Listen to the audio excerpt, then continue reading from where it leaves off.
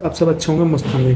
तो आइए पहला क्वेश्चन देखते हैं। पहला क्वेश्चन क्या कह रहा है, एक आदमी जो है दो वस्तु को बेचता है 6,000 रुपये में। मतलब पहली वस्तु को 6,000 में बेचता है, दूसरी वस्तु को 6,000 में बेचता है। तो उसे जो है पहली वस्तु पर तो 50% का लाभ होता है और दूसरी वस्तु पर 25% की हानि होती है। तो हमें कुल हानि प्रतिशत बतानी है उसकी। मतलब जब भी ऐसा क्वेश्चन हो कि एक आदमी जो दो वस्तु को बेच रहा है 6,000 में, मतलब एक ही रेट में बेच रहा है और उसे एक बार पहले तो 50% का लाभ हो रहा है, फिर 25% की हानि हो रही है। तो इस क्वेश्चन को कैसे करते हैं, मतलब जो भी लाभ और हानि हो रही है उसको सबसे पहले हम ऐड कर देंगे। लाभ कितना हो रहा है 50% का, तो 50% लाभ हो रहा है तो प्लस का 50 लिख देंगे। फिर 25% की हानि हो रही है, तो हानि हो रही है तो मतलब माइनस आएगा, तो -25 हो गया। ठीक, इनको करके 100 से कर दो उसकी मल्टीप्लाई, 100 से कर दो उसकी मल्टीप्लाई, फिर ऐड कर दो किसमें, जो ये है हमारा जो लाभ आया 50 का, ठीक, और जो हानि आई है 25 की, तो -25 इनकी गुणा कर देंगे आपस में, इनकी गुणा कर देंगे आपस में किससे, 2 से।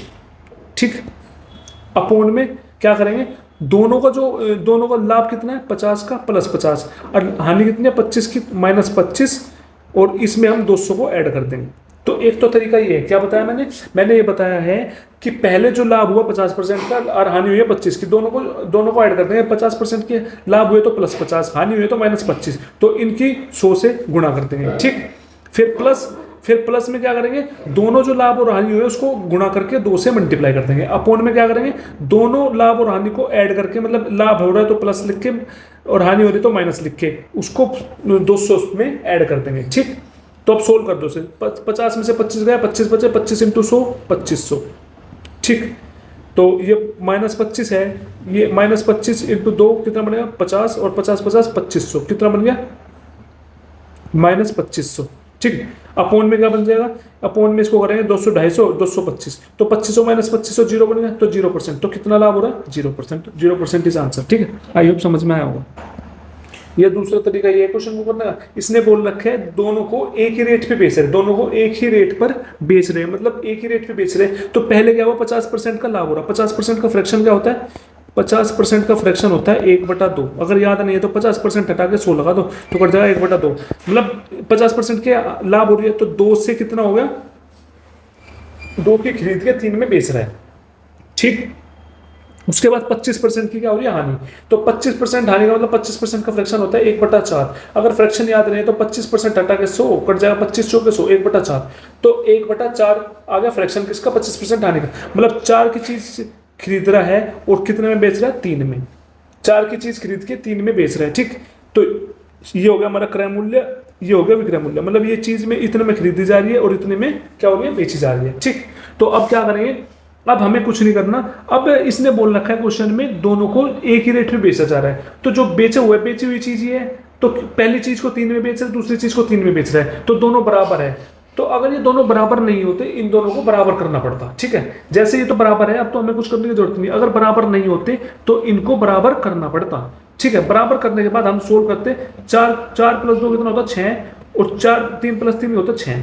तो कोई चीज 6 में खरीदी जा रही है, 6 में बेची जा रही है, 6 में खरीद रहा है 6 में बेच रहा है, तो मतलब जितने की खरीदी उतने में बेच रहा है, तो ना तो कोई लाभ हुआ ना कोई हानि हुई है। तो इसने पूछा कितने % की हानि हुई, तो 0% की हानि हुई है, तो सीधा ऑप्शन लगा दो सी। ठीक, मैं आपको एक ऐसा क्वेश्चन करके भी बता देता हूँ। जैसे मैं बेची हुई चीज़ ले रहा हूँ, मैं ये जो एक चीज़ बेची जा रही है 4 में और एक चीज़ बेची जा रही है 7 में। ठीक, अब देखो क्वेश्चन में क्या रखा है, दोनों को एक ही रेट में बेचा जा रहा है, पर यहाँ तो रेट अलग है, पहली चीज़ का रेट 4 है, दूसरी का 7 है, तो दोनों को क्या करना पड़ेगा, बराबर करना पड़ेगा। वो बराबर कैसे करें, 4 है ये और नीचे देख 7 है, तो इसमें 7 की मल्टीप्लाई कर दो, जो नीचे होता है उसकी मल्टीप्लाई कर दो। 7 में मल्टीप्लाई इसमें कर दी तो 7 में मल्टीप्लाई इधर भी करनी पड़ेगी। ठीक, अब यहाँ पे 7 है तो ऊपर क्या है 4 है, तो यहाँ पे 4 से मल्टीप्लाई कर दो, अरे इधर भी 4 से मल्टीप्लाई करनी पड़ेगी। तो क्या बन जाएगा हमारे पास, तो 7 दूनी 14 और 7 चौक 28, ये 4 चौक 16, 7 चौक 28। देखो दोनों में बराबर आ गया, क्या आ गया बराबर आ गया। तो जब बराबर आ गया क्या करेंगे, 16 + 14 कितना बन गया 30, और 28 + 28 56। तो कोई चीज 30 में खरीदी जा रही है, 56 में बेच रहे हैं, तो कहीं ना कहीं से लाभ हुआ कितने का 26 का, तो 26 का लाभ हुआ किस पे 30 पे, तो 30/100 निकाल देंगे, सोल्व हो जाएगा ऐसे क्वेश्चन। मतलब इस टाइप का ऐसे क्वेश्चन करना, आई होप समझ में आ गया होगा। अब देखो 19वां क्वेश्चन, देखो 19वें क्वेश्चन में क्या बोला है, एक वस्तु जो है 28% के लाभ पर बेची जाती है, तो उसका जो जब उस एक वस्तु को 28% के लाभ पर बेची जाती है तो उसका क्रय मूल्य जो है 75 रुपये बढ़ जाता है, और जो उसका विक्रय मूल्य है वो 70 रुपये कम हो जाता है, तो उसे लाभ होता है 26.4% का। तो हमें क्या बताना है, मूल क्रय मूल्य बताना है। मतलब क्वेश्चन में बोल रहा है पहले तो उसे 28% का लाभ होता है तो क्रय मूल्य उसका बढ़ता है 75 रुपये, और विक्रय मूल्य बढ़ता है 70 रुपये कम हो जाता है विक्रय मूल्य, तो उसे लाभ होता है 26.4% का। तो हमें क्रय मूल्य बताना है। देखो इस टाइप के क्वेश्चन को कैसे करते हैं, तो पहले तो लिख लो कितने कितने की वृद्धि है। क्रय मूल्य कितना बढ़ा है, 75 रुपये बढ़ा है, तो 75 प्लस का, फिर विक्रय मूल्य कितना बढ़ा, 70, विक्रय मूल्य 70 रुपये की कमी हुई तो -70 लिखते हैं। ठीक, अब क्या करेंगे, अब सबसे पहले क्या करते हैं, इनका हम ले लेंगे डिफरेंस। जो भी क्रय मूल्य बढ़ा है और जो भी हमारा विक्रय मूल्य कम हुआ है, इनका ले लेंगे हम डिफरेंस। तो डिफरेंस मतलब 75, डिफरेंस मतलब माइनस का 70। ठीक, फिर उसके बाद हम लिखेंगे जितने का उसे प्रॉफिट हुआ है, जितने का उसे लाभ हुआ। लाभ कितना का हुआ है, 26.4% का। तो लाभ हुआ 26.4% का। लाभ किस पे होता है, क्रय मूल्य पे। तो क्रय मूल्य कितना है, 75। तो 75 पर कितना, 26.4% का, 26.4% का लाभ निकालना। कितना का, 26.4% का लाभ। ठीक है, अपोन में जो भी अपोन में क्या आएगा, अपोन में आएगा जो भी इसका लाभ है उसका माइनस। लाभ कितना पहले 28 है, 28 में से माइनस करते हैं जो बाद वाला लाभ है 26.4 इंटू में 100। ये करना होता है इस क्वेश्चन में। ठीक है, समझे। तो कैसे, ये माइनस है, ब्रैकेट खुलेगा तो मल्टीप्लाई होकर प्लस बन जाएगा। तो 75 प्लस क्या बन गया, 75 प्लस बन गया 70। तो इसको मैं लिख सकता हूँ 145। ठीक, इसको क्या है, 75 का 26.4%, 75 इंटू 26.4 अपॉन 100। ठीक, अब जीरो जैसे हटाया, जीरो हटा लो उसको, जीरो मत हटाओ, जीरो रहने दो उसको, सॉरी पॉइंट हटाने की जरूरत नहीं है, पॉइंट मत हटाओ। ठीक, तो कैसे करेंगे, 25 से काट दो, 25 चौक 100, 25 दिए 75। ठीक, अब 4 से काट दो उसको, 4 6 24, 2 बच गया, पॉइंट लग गया 24, 4 6 24, 6.6 आ गया। ठीक है, अपोन में क्या बन गया यहाँ से 145 प्लस 3 की मल्टीप्लाई कर दो 6.6 में, तो 6.6 में 3 की मल्टीप्लाई 36 18, अच्छा लगा 36 18 19, तो कितना बन गया 19.8। अपोन में 28 में से 26.4 गया, वो कितना बन जाएगा 1.6। ठीक, इंटू में 100।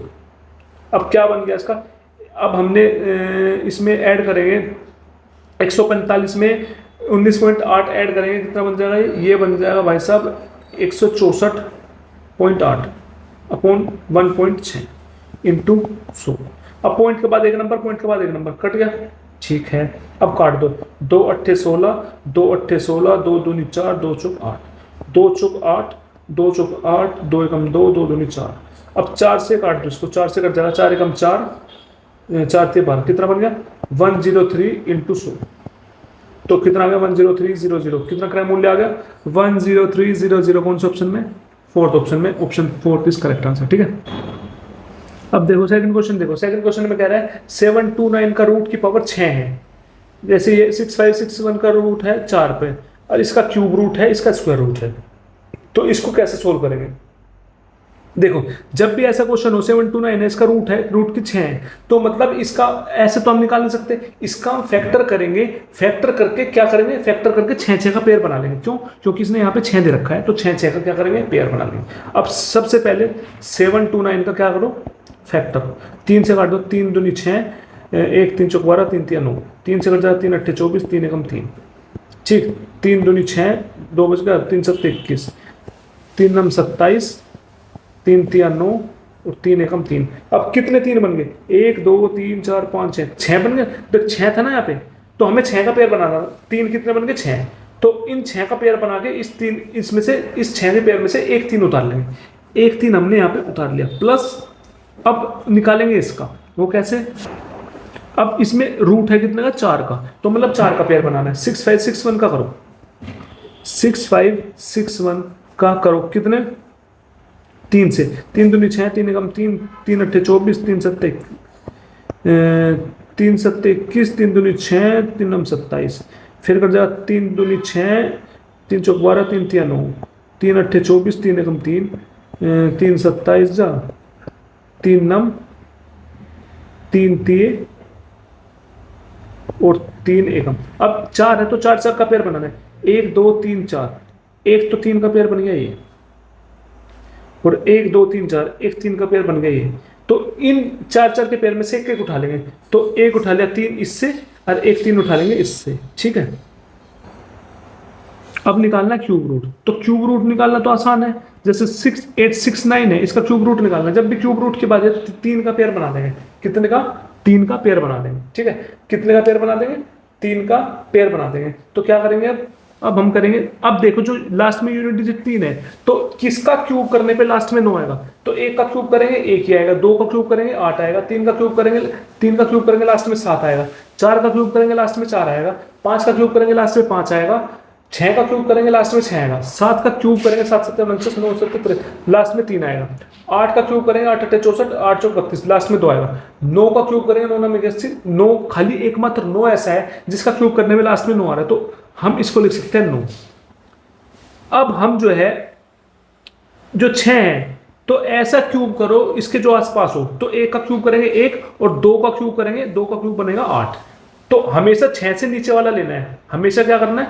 हमेशा 6 से नीचे वाला लेना है। 6 से नीचे वाला कौन सा? 1 का क्यूब 1, तो 1 लगा देंगे यहाँ पे, कितना होगा? 19। समझ गए? इसका क्यूब रूट निकल गया 19।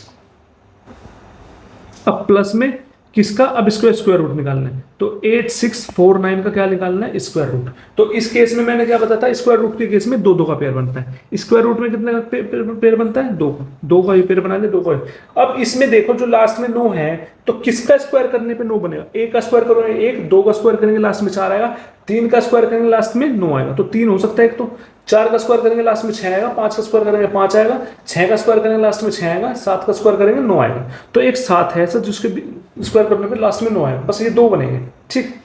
अब 86 का मतलब ऐसे का स्क्वायर करो जो 86 के पास बन जाए। तो एक तो मैं 9 का स्क्वायर करूंगा 81 बनेगा, एक तो 9 हो सकता है, और 10 का स्क्वायर 100 होता है, तो 9 और 10 के बीच में। और हमेशा याद रखना स्क्वायर जो है इस डिजिट से छोटा लेना होता है, जो भी डिजिट होते हैं उससे छोटा। तो छोटा कौन सा? 81। 81 मतलब 9, या तो 93 होगा या 97 होगा, ठीक। अब इतना समझ में आ गया। इसके बाद हमें ये देखना है 93 होगा कि 97 होगा। अब जो 86 है, 86 किसके पास है? ये देखो, एक तो 9 का स्क्वायर 81 है और 10 का स्क्वायर 100 है, तो 86 100 के ज़्यादा पास है, 81 के ज़्यादा पास है, 81 के ज़्यादा पास है। किसके पास? 81 के पास। जब 81 के पास ज़्यादा है तो 9 पहले वाला है, तो पहले वाले के ज़्यादा पास होगा, तो हम पहला वाला उठा लेंगे 93। तो कितना आ गया? 93।